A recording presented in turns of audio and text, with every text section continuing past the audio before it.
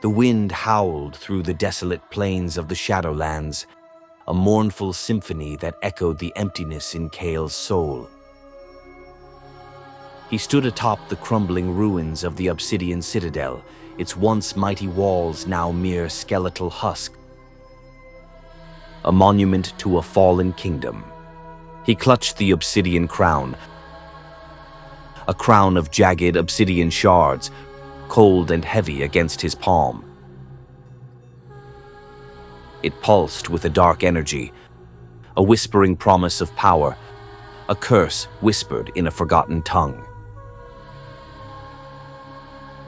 He had come here seeking answers, a desperate quest for knowledge in the face of a creeping despair that had gnawed at his soul for years. He had always felt different, an outsider, a shadow among shadows. But he was no longer content with the shadows. He sought dominion, a power to reshape the world, to leave his mark on a reality that had always treated him with indifference. He was no longer a mere mortal. He was a descendant of the Obsidian King, the last of his bloodline. The Obsidian Crown, a relic of an age long past, was a symbol of his lineage, a conduit to a power he could barely comprehend. But he knew its price. The Obsidian Crown demanded sacrifice. It demanded a piece of his soul, a fragment of his humanity, in exchange for the power it offered. He closed his eyes, his fingers tightening around the crown, his breath catching in his throat. He could feel its energy coursing through him, a tide of darkness that threatened to consume him. He was no longer a shadow. He was becoming the darkness.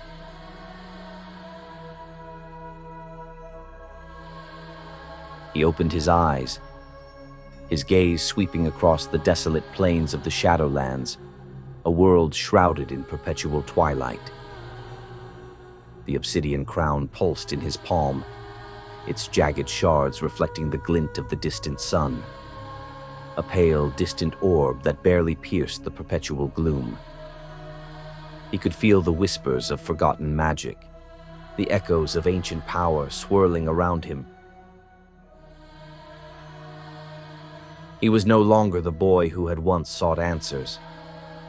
He was Kael, the Obsidian King, a shadow reborn. He was a king without a kingdom, a power without a purpose. But he was a king nonetheless. His eyes fell on a lone figure cloaked in shadow, standing at the edge of the ruins. His heart skipped a beat. He recognized the figure. It was Anya, his childhood friend, his confidant, the only one who had ever truly seen him for who he was. He had never told her of his heritage, of the crown, of the power that lay dormant within him.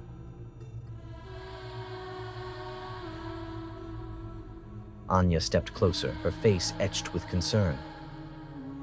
"Kael," she said, her voice laced with worry. "What have you done?" He smiled, a cold, chilling smile that felt alien on his lips. "I have become something more,"